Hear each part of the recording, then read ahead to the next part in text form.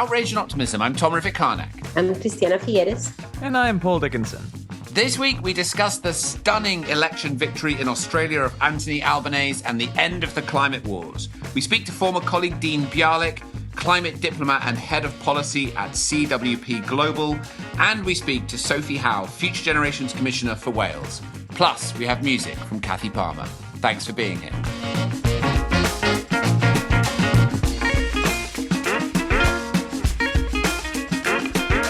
So, in a very significant... Nicely done. Very nicely done, Tom. You're such a pro, and it's just such a pro. Great to hear your kind of perfection in radio.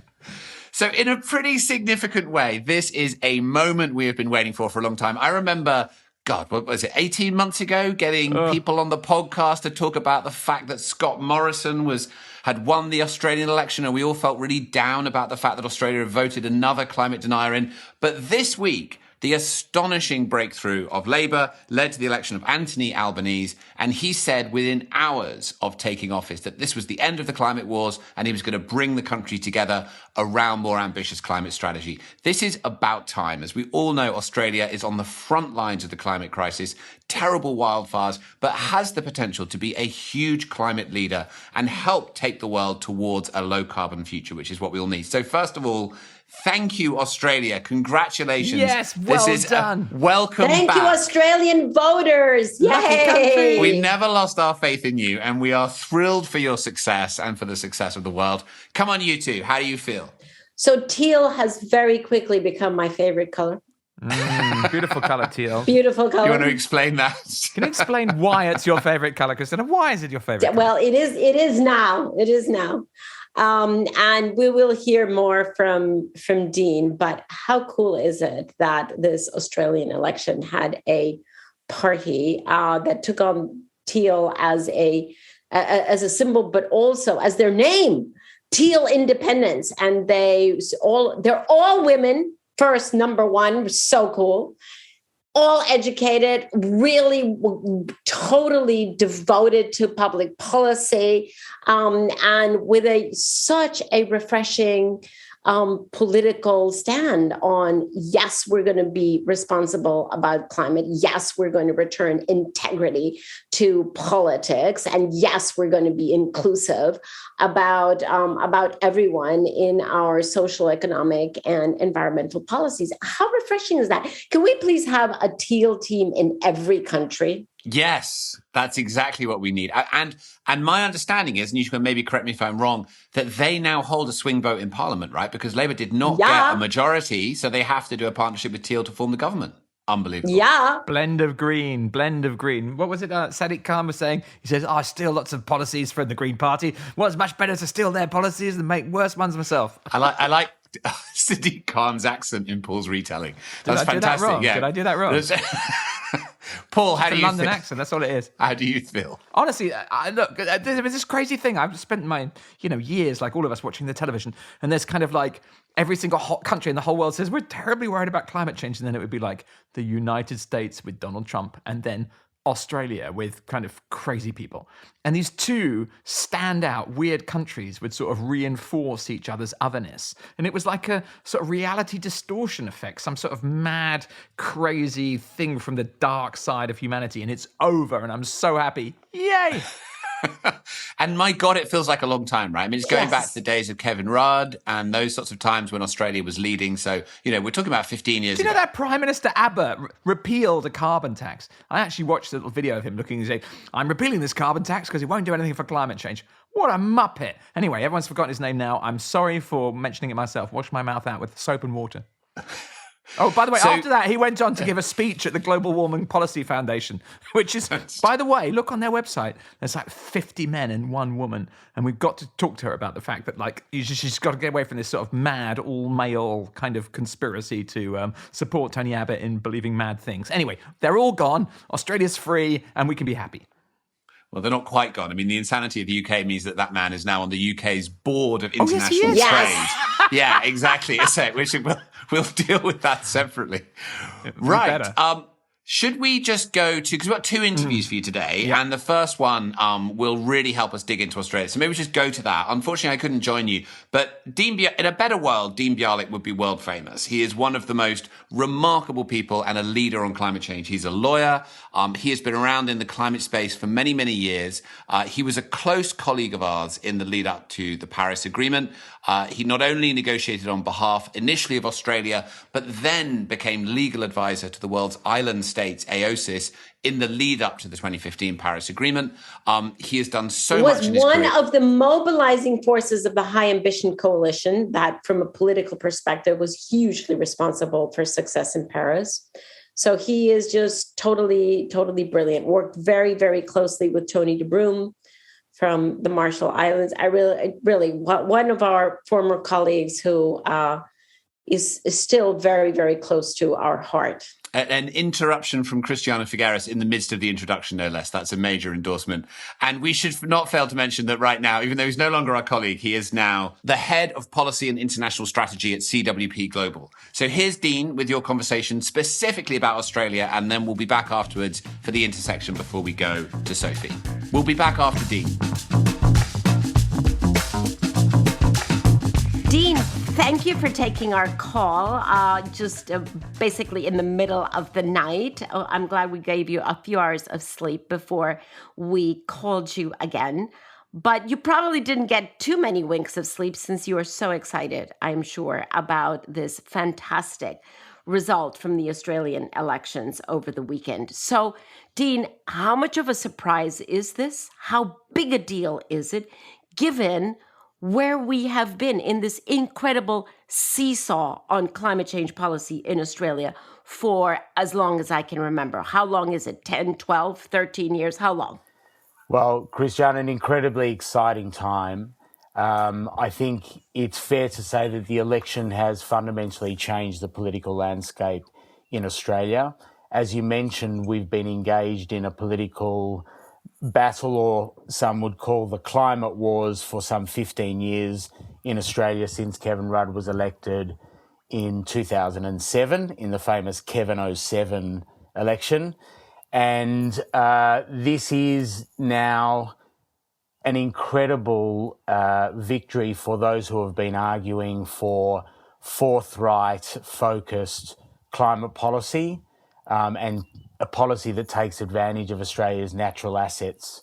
I suppose the biggest surprise has been the success of the so-called teal female candidates who are not aligned to either of the major political parties, but have essentially swept to power across a number of states and will hold, it looks like, potentially the balance of power definitely in the lower house, and the Greens will have the balance of power in the upper house.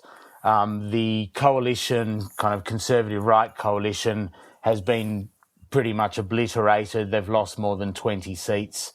And we now have a mandate for a climate policy that not only increases the targets internationally and pursues the net zero transition with great fervour and enthusiasm, but also which implements sectoral policies that get right down into the weeds of what's required across the board.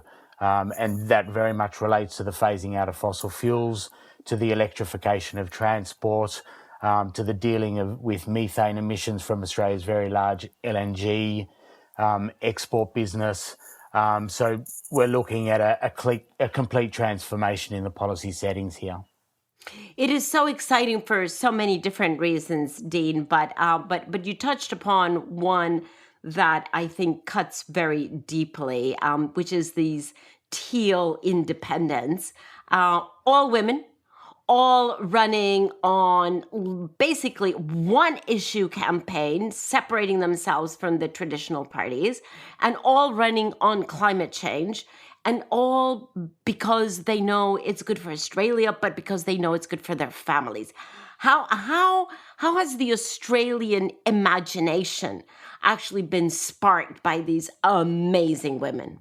So I think it's fair to say, Christiana, whilst climate for these teal candidates was definitely out front as their number one issue, there are a couple of other issues sitting behind that I think help to really bake in support in seats where traditionally it has only been the Conservative right to hold those seats, is a group of very smart, professional, aspirational women who spoke very clearly about the generational importance of the decision at this election, but also the need to return integrity to politics, and also the need to have a greater representation and respect for women in the political process. Woo!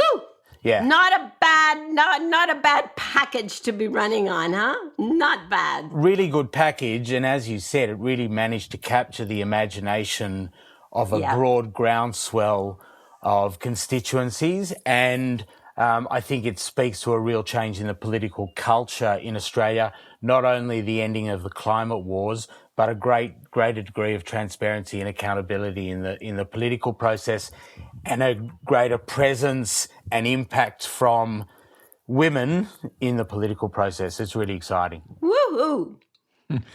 Dean, can I ask you a tough question here? We've had this crazy thing where the US and Australia have been sometimes these awful outliers outside of the international system, the two standouts. And we know it's not an accident of, some kind of problem with Australian attitudes. It's about money, right? Because I was just looking, the Financial Times reported today that liquefied natural gas, you're the biggest exporter in the world and second biggest exporter in the world of coal. Those two combined bringing in about $130 billion to the economy last year of Australia. That's 10% of your GDP. How can you kind of free yourself from the resource curse? All that money trying to subvert your politics. How are you going to keep it? How are you going to sustain this victory? So, Paul, those issues came up very regularly in the political narrative and debate in the lead up to the election. I think what helped the Labor Party to win, and, with this big groundswell of teal candidates in behind, was to focus very much on the opportunity embedded in the transformation of the economy and, in particular, the new industries that can flow from the decarbonisation process. So in particular, we're talking here about the opportunity for Australia to be a global leader on green hydrogen and to export that, use it both domestically and to export it to key Asian markets. So that, in a sense, a displacement of fossil fuels on the trade balance sheet in favour of green energy products. And I think also what we're seeing is with this opportunity to do these massive hubs of renewables, both solar and wind, because Australia has so much space, so much sun and so much breeze, to value add to the raw materials that we have and produce green products that we can sell to the world. A great example is that Australia puts a whole lot of iron ore on boats to send over to Asian markets as a raw material, does nothing to value add. With very cheap renewable electricity and power, we can convert that iron ore into refined steel products, green steel products, and sell them to the world. With much more value add. It's not a commodity when it's green steel. You charge more for it. Fantastic. Exactly right. Another example is the rare earth minerals that are key components for batteries, for energy storage. And you will have noticed one of the first really big batteries to be installed by Elon Musk was in Australia, the first kind of 100 megawatt battery, which has made an extraordinary amount of money for its firming value add on the grid.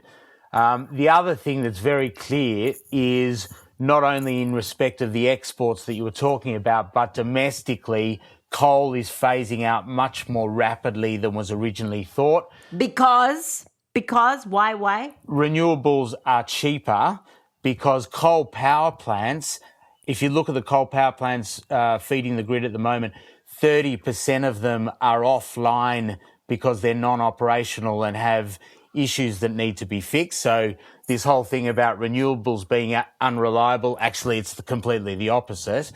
And we're also seeing major interventions from big players in the green energy industry, and also those, for example, like Mike Cannon-Brookes, who's come on the scene and all of a sudden has bought up 15% of Australia's largest power producer, AGL.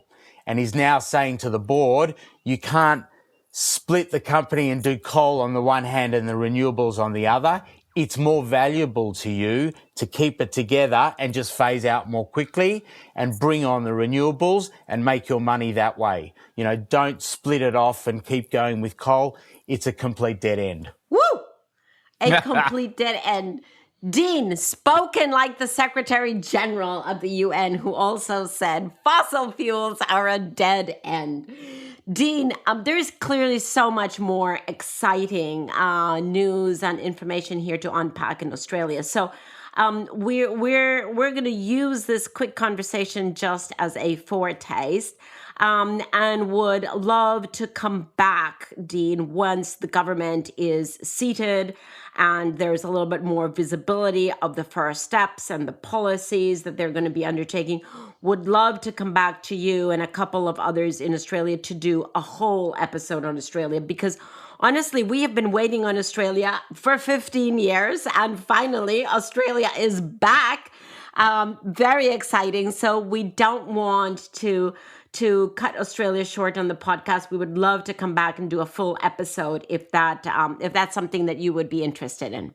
I would love to do it, and I would love to have a teal lady alongside. Yes. One quick footnote, 3 hours after being sworn in, the new Prime Minister, Anthony Albanese, got on a plane and is meeting with the Quad leaders in Tokyo today. So with President Biden, Prime Minister Kishida and Prime Minister Modi. So it will be, and everyone should watch the news and coverage of that, but it will be the real moment for Albanese to start to talk about the new zeitgeist in Australia. And hopefully that will bring about some real energy and really accelerate his desire to start delivering on the policy front at home. Awesome. So exciting. Right. We shall come back. All of us will be wearing teal. This is going to be our commitment. Welcome back, Australia. Congratulations. Such a great day for the world. Paul, you're going to look so good in your teal shirt. I'm looking forward to it, 100%. Yes, seriously. Dean, thanks so much for joining us just on the spur of the moment. And we will be back with a much deeper analysis of Australia's turnaround, finally. Thank you so much. Thank you all. Bye.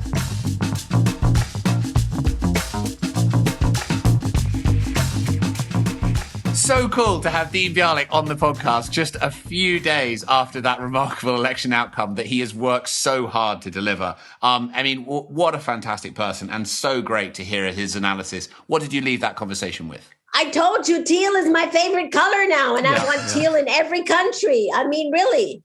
I challenged him about kind of business because, you know, Australia's getting all this money from fossil fuels. And I actually picked up something today from the Elderman Trust Barometer in the Financial Times. They were saying 59% of respondents now say geopolitics is now a top priority for business, and 47% have bought or boycotted brands based on the parent company's response to the invasion of Ukraine. So the reason I mention all of that, it sounds a bit off topic, but it's not. It is the fact that societies are now coming together around these critical issues. And I think the genius of democracy is that Australian society has recognised that short-term financial gain is not as interesting as long-term financial gain, and we all have a responsibility to our children and their children, and therefore Australia has come good and ended the climate wars. It's a great new dawn for our planet. What do you think, Tom? Clom? Clay can come in if he wants. Tom, what do you think? I mean, I thought it was fantastic. And I also really liked that he pointed out that he felt this heralded real change in the political culture of Australia, that he actually was pretty clear that he didn't think this was a flip-flop. And, you know, as we see in the US, we could be back in the same place 4 years later. But he thought this was representing a major cultural transformation in Australia. It's what I took from it, which actually is enormously encouraging because we've needed to get to that point for a long time. So hugely exciting news. I agree with both of you. And on a more serious note, what an inspiring example of the difference that it makes when women stand up and exercise their agency. We have talked about this, you know, sort of theoretically many times on the podcast, that wherever there are women, there tend to be, better decisions, better leadership, et cetera, et cetera. We talked about it during the pandemic. We talk about it in climate. But this is such a remarkable example of these women not willing to stand down, not willing to operate as victims, as helpless, whatever, but actually standing up in their full agency and glory and saying, enough. Enough is enough. We are standing here for ourselves, for our children, for their descendants, for our country. And we're going to do what it takes. And I just think it is such a strong and shining example. And one that, seriously, color, independently of the color, one that really should be an inspiration for all other countries. And in fact, stakeholders, CEOs, companies, it just makes such a difference. Yeah. And it makes such a difference. And also, I don't want to mischaracterize Australia unfairly, but it has been kind of a blokey culture in some ways over there. And Australians, I think, would admit that actually. And I remember speeches in Parliament that were kind of misogynistic. And I remember Julia Gillard coming out and having to really defend herself in that way. So it's not necessarily the easiest culture for that to happen in. So which speaks only to the courage and bravery of those women that they actually had that determination, stepped in and made this happen. Indeed. And that stepped in is key. I was watching just last night a program from the 1960s, and some of the toughest issues were dealt with by female comics in the 1960s. And one of them, she said, it's the same in any movement. How do you get the spotlight and focus it on the issue? And I think that's what the teal women have done brilliantly. Yeah. There you go. Good summary. Brilliantly. Yeah. Although that's actually quite a nice intersection to talk from the past to the future. So should we now talk about future generations? And Sophie Howe has really one of the coolest jobs that must exist as the Future Generations Commissioner for Wales. That is a role she's held for the last 6 years. Her role as the Future Generations Commissioner is linked to the Welsh Government's 2015 Wellbeing and Future Generations Act, which requires public bodies in Wales to think about the long-term impact of their decisions, which is a remarkable piece of legislation that was brought in by Wales. The only other country, I think, that gives as much attention to the needs and views of future generations could potentially be Costa Rica, or am I maybe opening a can of worms there?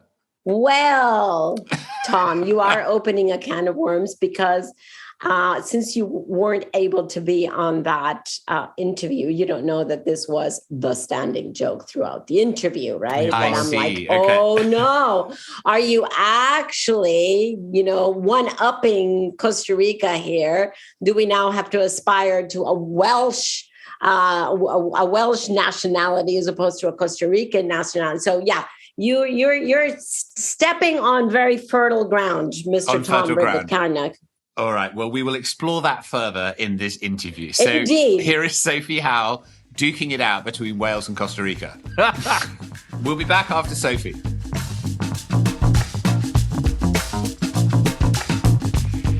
Sophie, thank you so much for joining us on Outrage and Optimism. I'm almost thinking this is going to be a conversation that takes us very quickly from outrage to a lot of optimism and a lot of role modeling here for so many other countries. But before we get to looking into the future, let's just take a quick peek into the past, Sophie. You are definitely the world's first commissioner in charge of future generation, not in charge, but in charge of monitoring for the well-being of future generations, which is quite exciting. Something that I would say was much more a part of indigenous governance in many indigenous cultures rather than in the ones that we are living in now.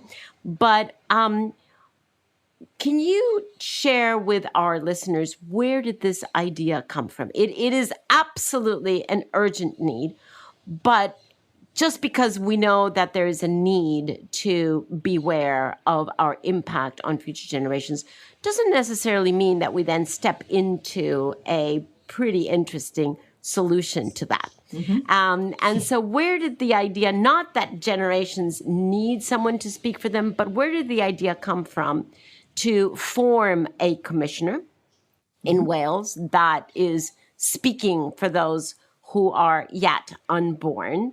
And of course, I cannot hide my curiosity about whether the year in which this was decided, 2015, has anything to do with the fact that 2015 was the year that the UN adopted both the SDGs and the Paris Agreement. Yeah, absolutely. So Wales has had quite a long history with sustainable development. So when the Welsh Parliament, the Senedd, as we call it, was established, and the new government of Wales, so that was following a referendum in 1998. We had devolution to Wales in 1999. So the Government of Wales Act included this clause which said that sustainable development should be a central organising principle. So kind of, lofty ambitions, but what does that actually mean in practice? And in practice, it didn't really mean an awful lot. What it meant was that the Environment Minister would take a report to the Senedd once a year on, all things sustainable development. But it was very much seen as, that's it, it's the responsibility of the Environment Minister. It certainly wasn't a central organising principle of the whole government. And we had a really progressive Environment Minister, going round, different countries, seeing the best of the best elsewhere. And she was frustrated that this really wasn't a central organising principle. And it was just, her responsibility once a year to produce this report. She implemented a non-statutory sustainable development commission, which would sort of audit how well the government was doing. And that Sustainable Development Commission said, well, you're not really doing what you should be doing here.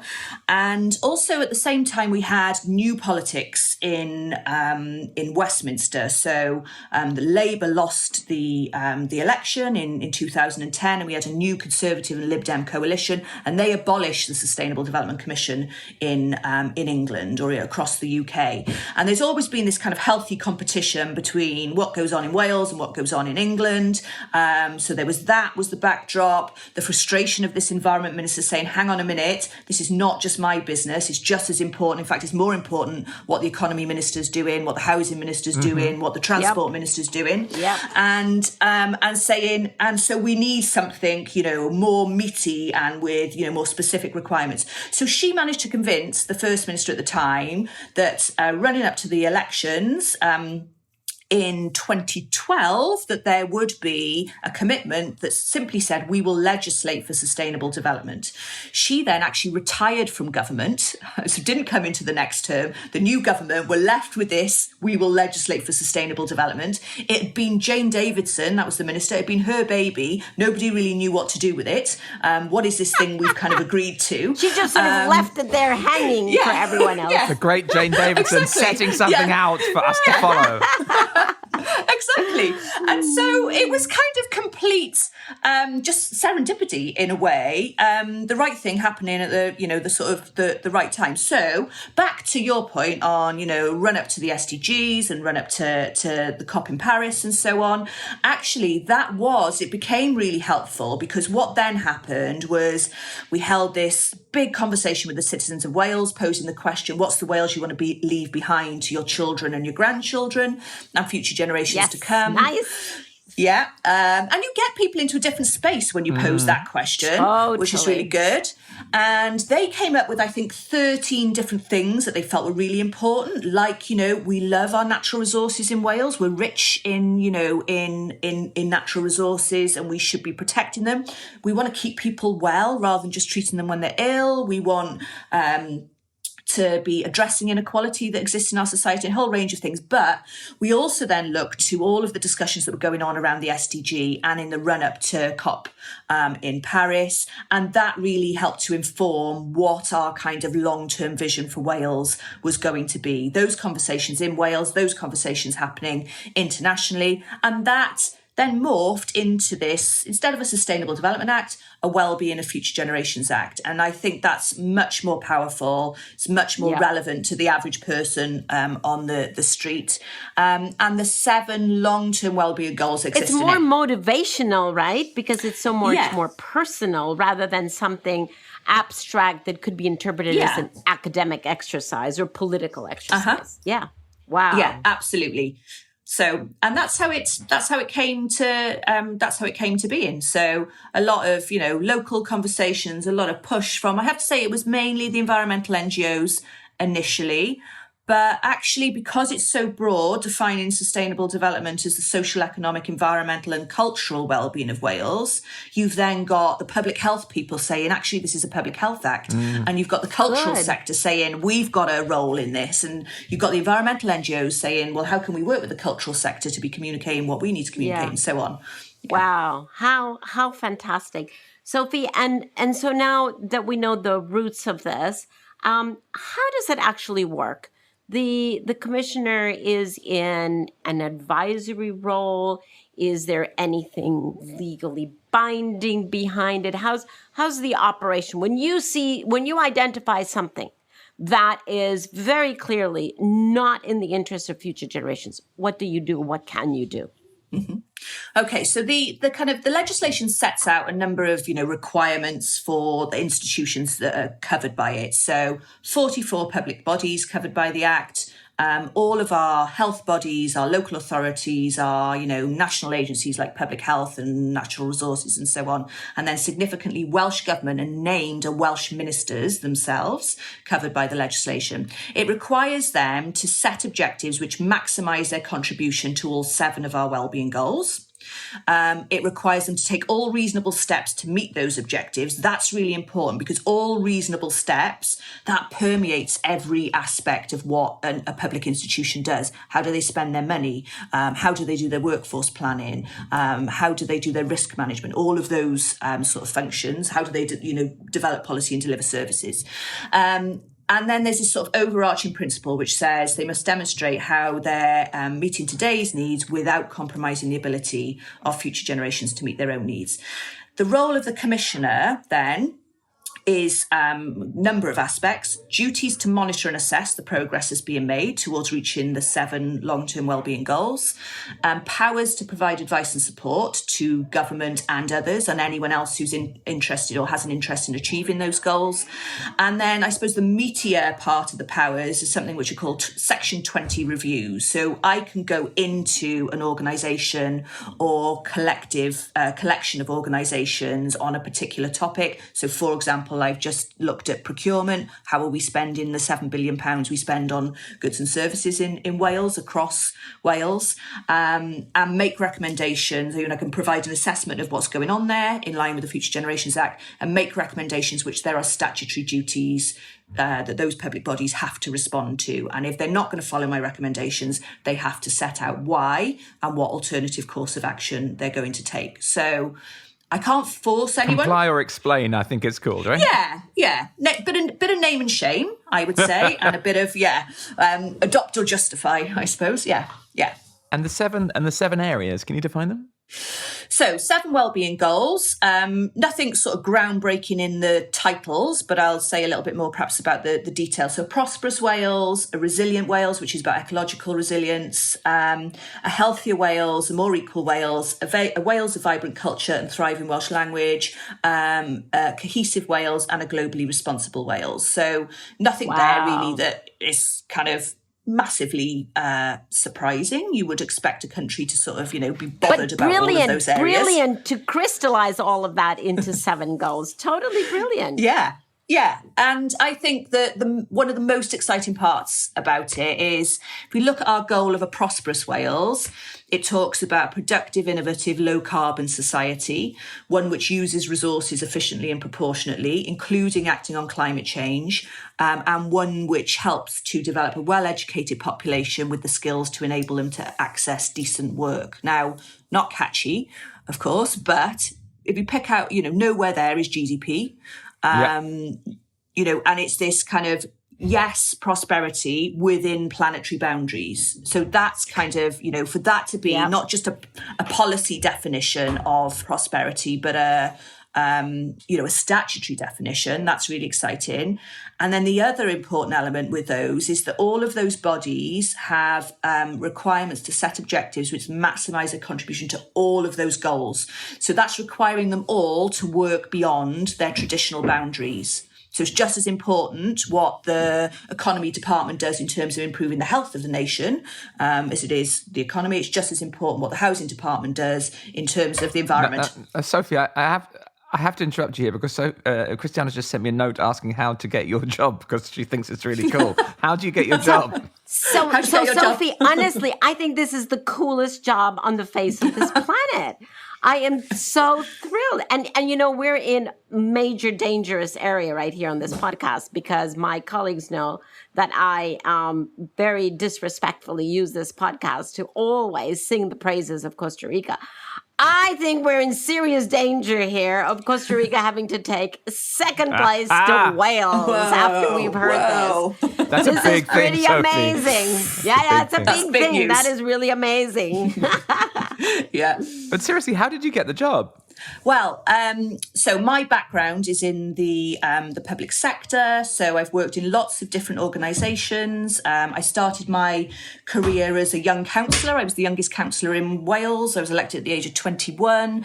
I've got a background in equality and diversity. So I managed the legal department in the Equal Opportunities Commission. I've worked in government. I've been in policing. I've been in a range of different public sector roles. And I suppose my frustration about all of them is that pretty much in all of those roles we're picking up problems that have gone wrong, decades before in some occasions. So my passion is about this sort of public policy reform, shifting towards prevention and away from short-termism and kind of joining the dots between things. So can I ask you a little bit about that? I mean, by the way, you will have heard this before, but for our listeners, we had a whole thing with Kim Stanley Robinson on this book, The Ministry for the Future. And of course, many people will say you are the Minister for the Future, which is very exciting. And I cannot help but avoid quoting a UN Assistant Secretary General who said, what Wales is doing today, the world will do tomorrow. And indeed, many countries following your leadership. So fantastic there.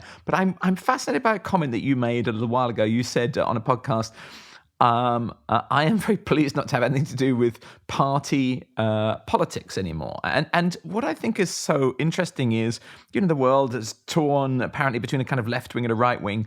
And actually, maybe everyone's forgotten there's a third one. There's a kind of future wing. And you're embodying some kind of new kind of administrative politics, which is so exciting. Can you talk a little bit about that as it's coming into being?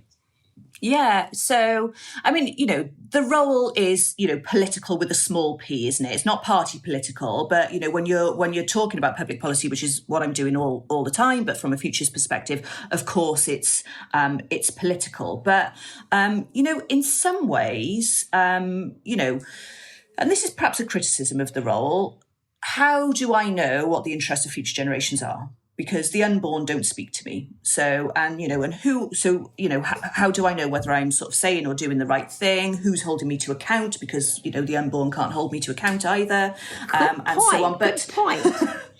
But it does give you that sort of freedom to not be bound by, okay, I know we really need to take these really significant actions in terms of shifting the way we spend money to deal with the climate crisis, but that's too politically difficult, so I'm not going to. It does give me the freedom to say, well, actually, that I speak on behalf of future generations, and that is absolutely, as far as I'm concerned, the right thing that we should be doing. And I'm not bound by, am I going to get elected next time for taking some of those difficult decisions? And what's really quite interesting, and perhaps I'll let you into a secret here. Good, we like secrets.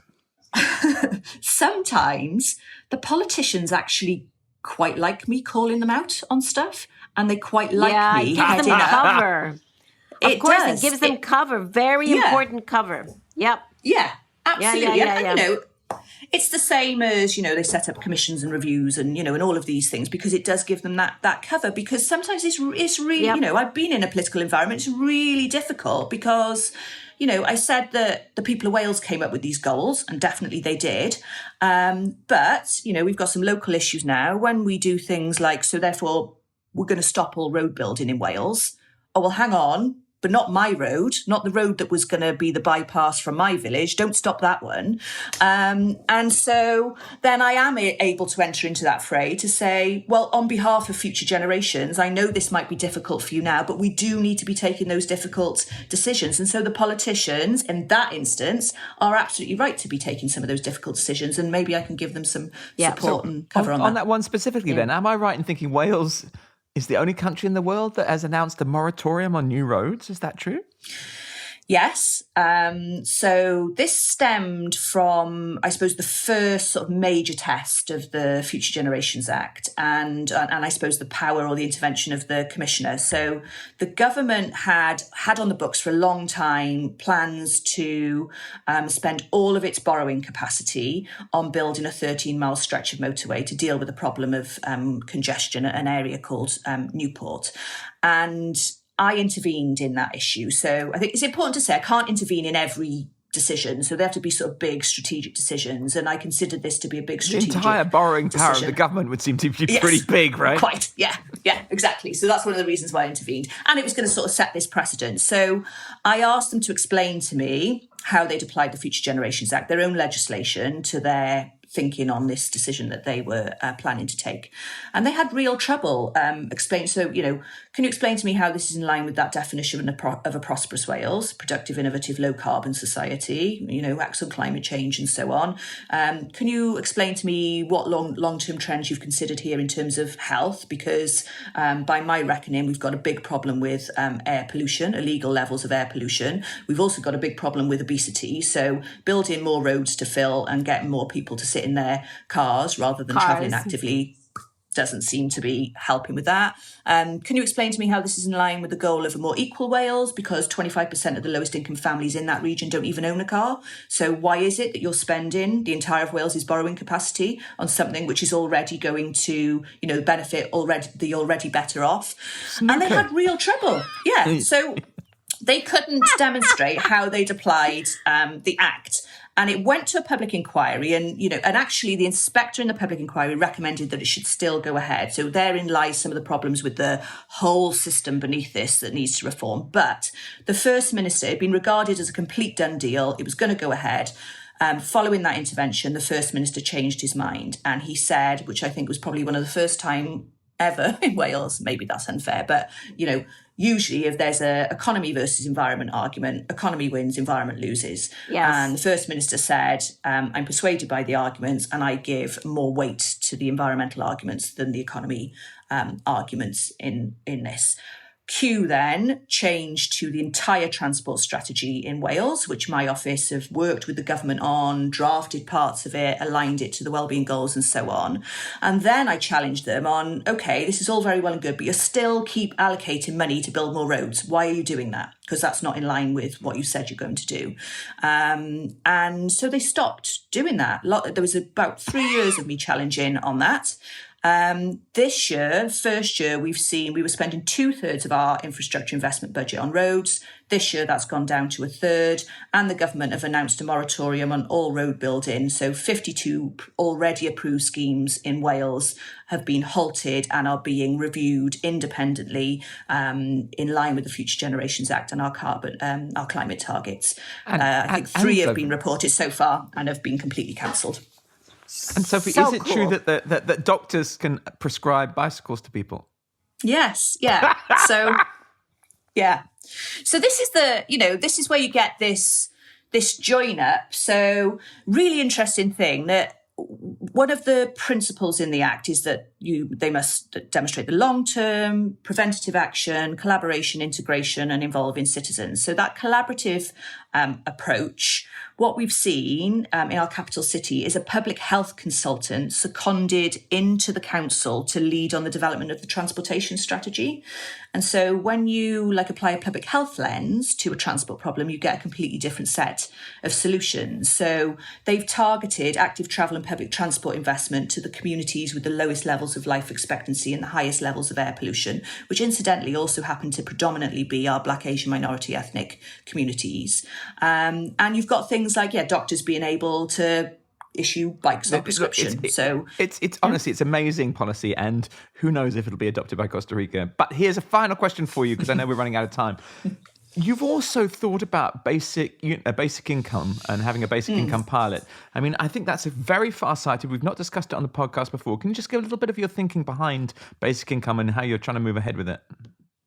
Yeah, so I mean, I've got a number of priority areas that I focus on. One of the things, if we get them right, would make the biggest contribution to reaching those long-term goals.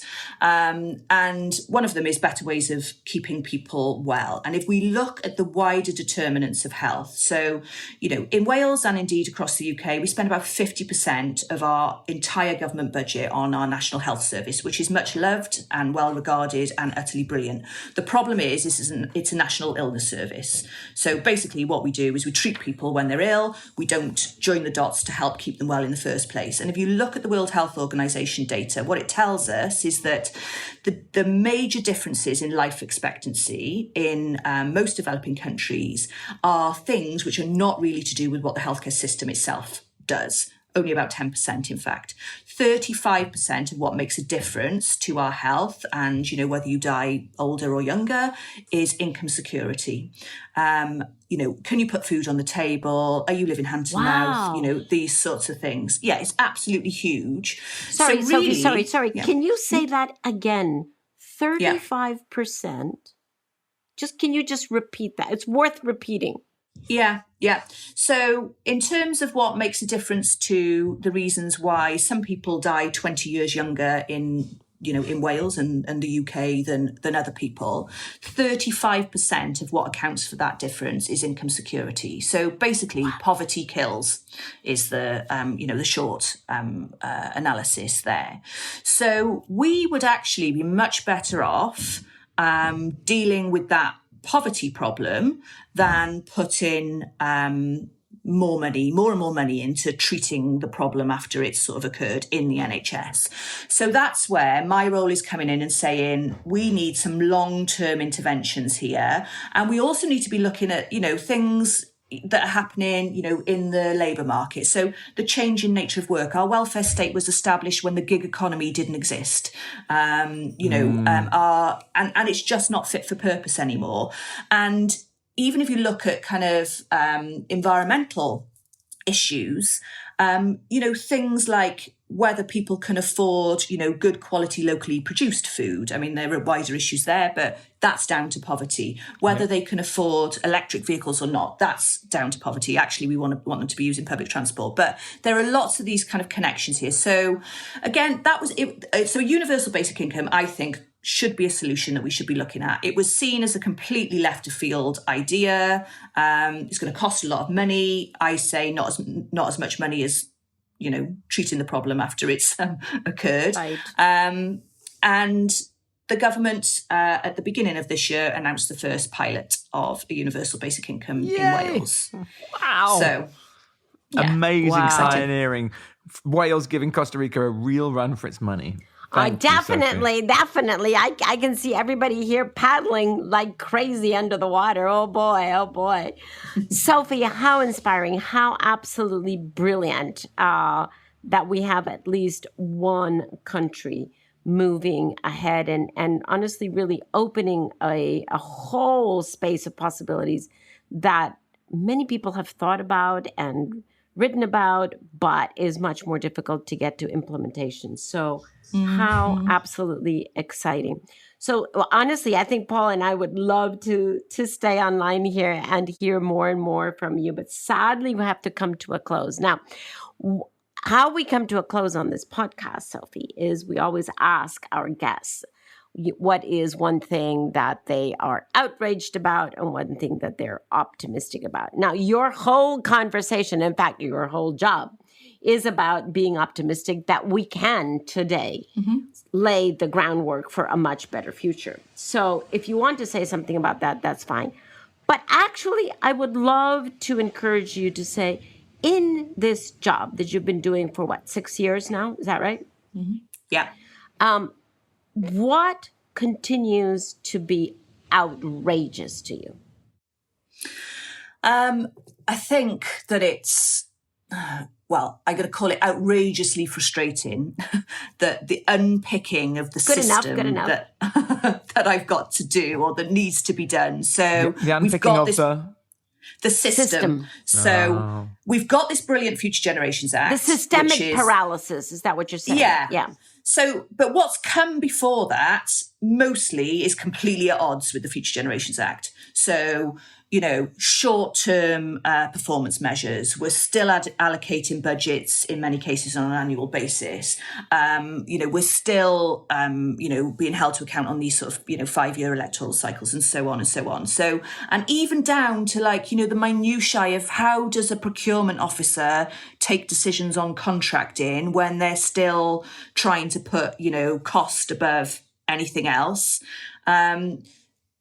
Unpicking that system is outrageously frustrating. And, every day I see that stuff happening in Wales and indeed across the world. So despite the fact we've got legislation, we've had these real big shifts, it's still the day-to-day outrageous decisions that are not in line with that Future Generations Act, which add up to, outrage, if you like. But on the optimistic front, bit by bit, we are unpicking it, and bit by bit, things like the moratorium on road building and the UBI and the changes to our planning policy and the changes to our waste policy. Wales is third in the world for recycling, tiny little Wales, and we're moving beyond recycling and now to a completely circular economy. So bit by bit, we're unpicking that system, but it's going to take quite a long time. Well, it's taken a long time to build it up, so it's not going to happen overnight for sure. How wonderful. Sophie, thank you so much. Thank you for sharing this with us. I'm sure our listeners are just going to be, wildly inspired, as are Paul and Clay and myself. Thank you so much for sharing. We're going to be following this. I'm sure there are many, many lessons learned of how to go about cutting into this very, very new space. So thank you for pioneering this, Sophie. Thank you to Wales. Thank you to you. Thank you so, so much, Sophie. Thank you. Thank you for unpicking the system, Sophie. Yeah. I'll keep going.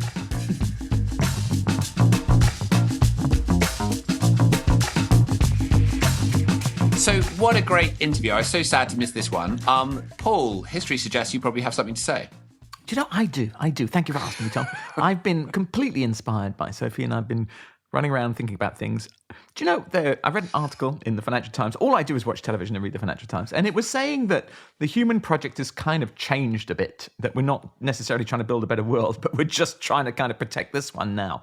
I'm not sure if that's entirely true, but I do sense that extreme weather has galvanized the entire world now. And I think we need to be much more ambitious in recognizing that power. I listen to what Sophie's doing and the authority she's taken, because, authority is taken and not given. And, I think of other global movements like the anti-apartheid movement, which you can see within this context of an anti-racism movement that's been going on for millennia. But rather than left wing and right wing, we've now got this future wing, and it's a unifying force, and it's growing and it's getting stronger, and I can hear it and feel it and sense it. And I'm just so excited about how we can unite the climate change movements around the world with extreme weather, galvanizing everyone's attention on making the changes we need to have, because things are moving really fast now, and I think we can be so confident, and Sophie's just a beacon that I think aligns us with how to get stuff done. How do you follow on from there? Now that's a compliment coming from Christiana. You need to watch a lot of TV and read a lot of the Financial Times to have that level of insight. I guess so. Well, there's more to it. Scotland's announced it's joining a future commissioner. Really? Yeah. No, I've got like this. I'm on the first page of an 8-page treatise here, but no. Honestly, everyone's following. It's just amazing. Well, it is very exciting, and one actually asks, "How did it take us so long to get here?" It's clearly the right thing to do, and gives the long-term perspective that we all need. But also, I was just reflecting after that conversation with her, and that's why I say, why did it take us so long to get here? Because the fact is that there are other cultures who have had this wisdom and have operated this wisdom before. And the one that comes very quickly to mind is the children's fire that has been made pretty famous by Mac McCartney, where he tells us about this process, this decision process that some of the original peoples of the United States followed, in which the elders would sit in council when they had a very important decision to make, and they would sit around a fire, which they understood to be the children's fire. And the fire in the center of their circle would remind them that whatever decision they took had to actually pass the fire of, is it in the interest of future children? And otherwise, they didn't take decisions. And that was the way that they decided between A, B, or C. It was also, is this actually in the benefit, and does it contribute to the well-being of future children?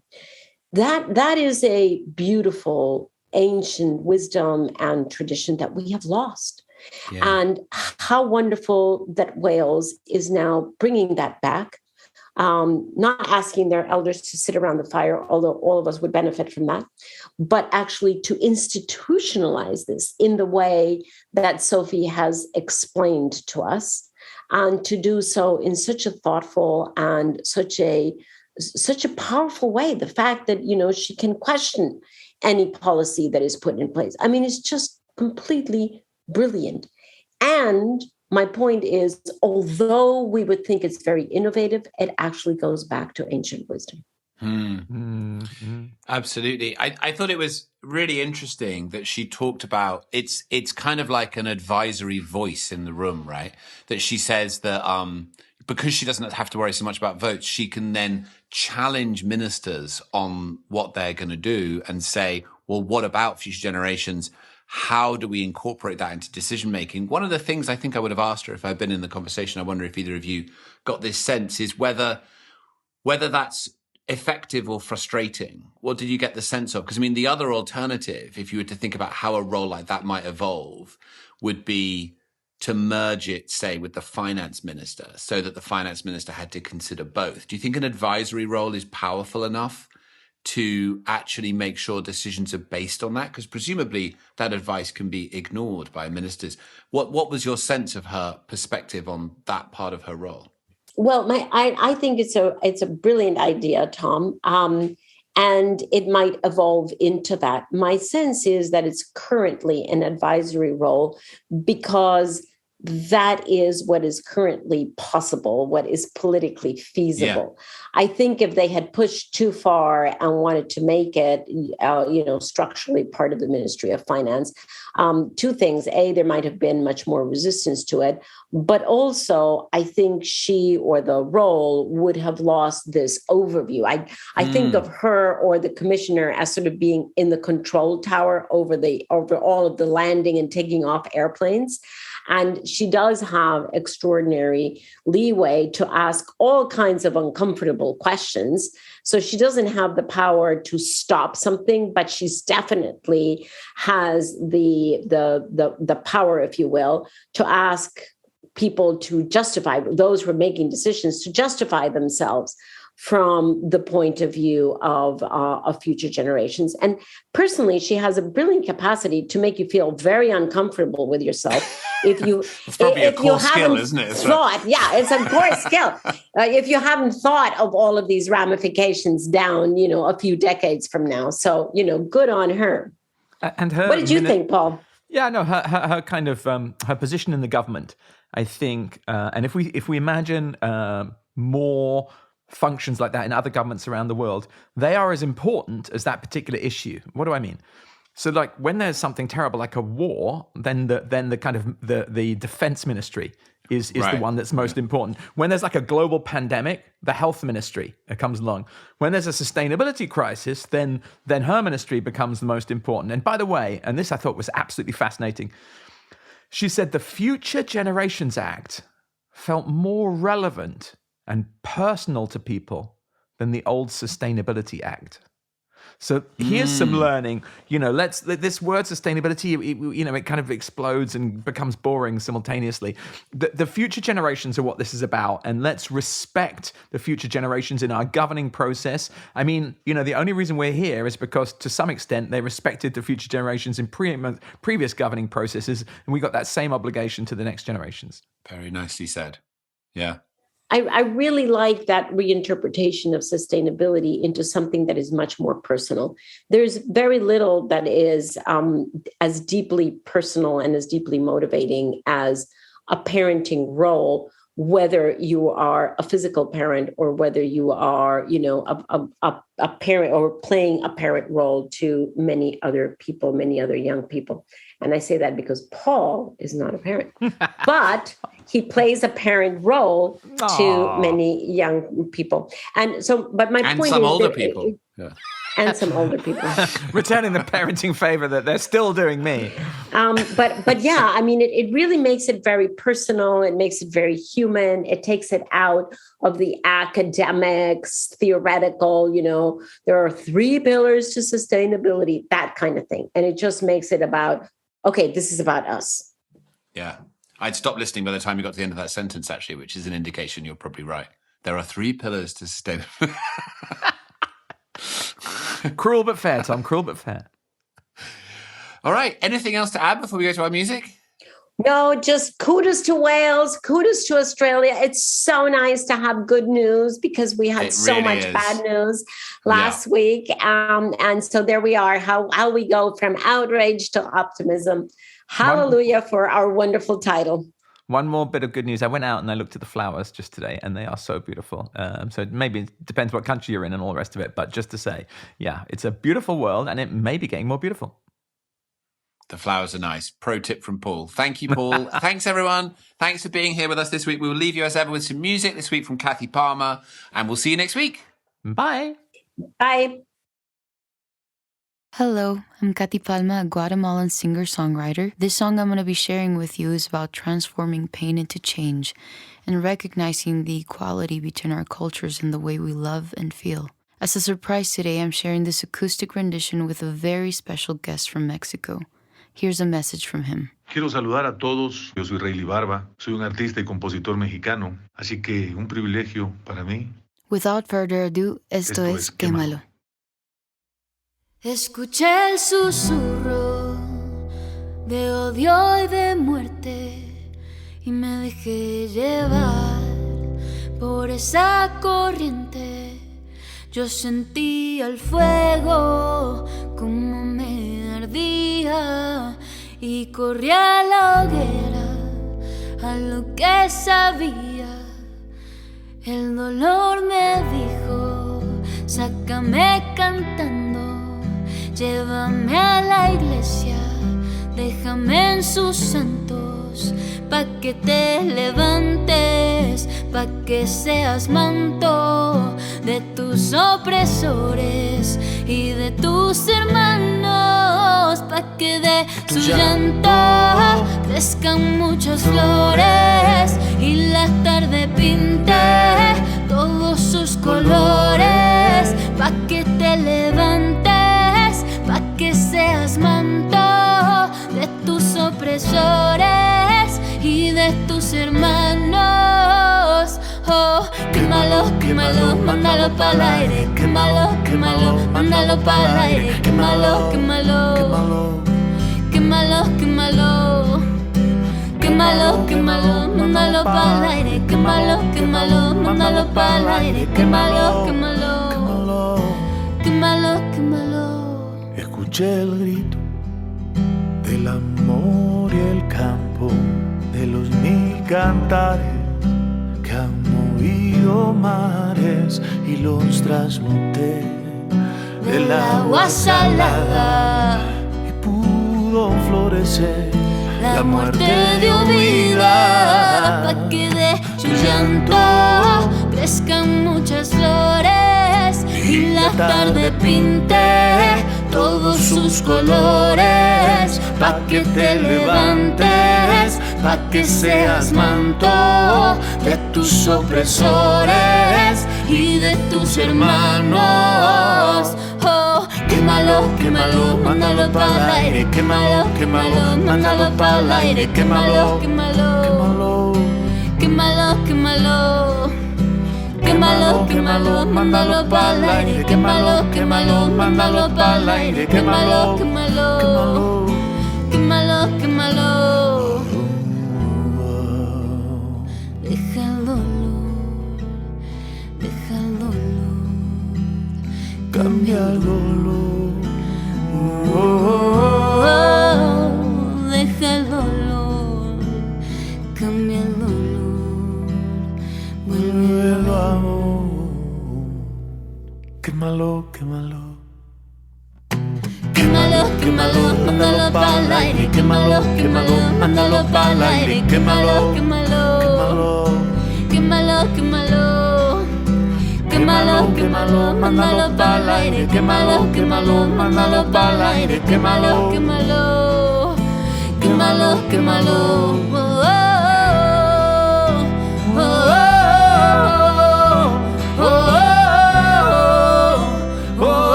Quémalo, quémalo,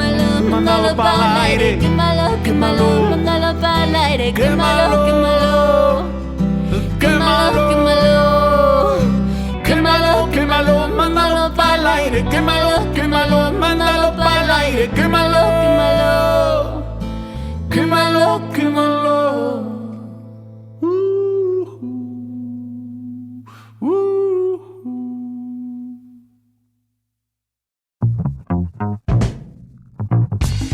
So there you go, another episode of Outrage and Optimism. I'm Clay, producer of this podcast, and welcome to the end of the show, where I wrap things up, have some fun, and send you off to the rest of your beautiful day. The song you just heard was an Outrage and Optimism exclusive. This is huge, and what an honor. Quémalo by Katy Palma with special guest Rayleigh Barba. Muchísimas gracias, and thank you for giving us this incredible music to share with our audience. Again, that was an exclusive for our podcast, and you can't find it anywhere else. So cool. Katy Palma has much more music you can listen to on Apple, Spotify, wherever you get your music. Please check the show notes for links to that, and be sure to follow her as an artist on YouTube or Apple, Spotify and social media, etc., because she has more releases of music planned for this year. So stay tuned. I'm going to give a quick recommendation. Cool by Myself, Pintada del Roto, and Lost in Translation are my 3 favorite songs of hers. But you might have your own favorite. So go listen, enjoy. Thank you to our guest this week, Sophie Howe. She wins the Cool Job Award 2022 for sure, and you can connect with her on social media via the links in the show notes. And thank you to Dean Bialek for joining us so quickly after the Australian election. You can check the show notes for his social media as well. Now, if you like this podcast, you can give us a rating and review on Apple Podcasts. We read every single one, and actually, I'm going to read one right now. So let me read one to you here. Okay, here's one from Galeana 1965 titled Meat Consumption. I just found your informative and interesting podcast. Is there any episode regarding the unsustainable and harmful effects of animal factory farming and the urgency to eat more plants and less animal-derived foods? Galeana 1965, thank you for your 5-star review first. And yeah, we've actually done 4 episodes on food systems already, and one in particular I think you might enjoy is episode 25 with Ethan Brown, the CEO of Beyond Meat.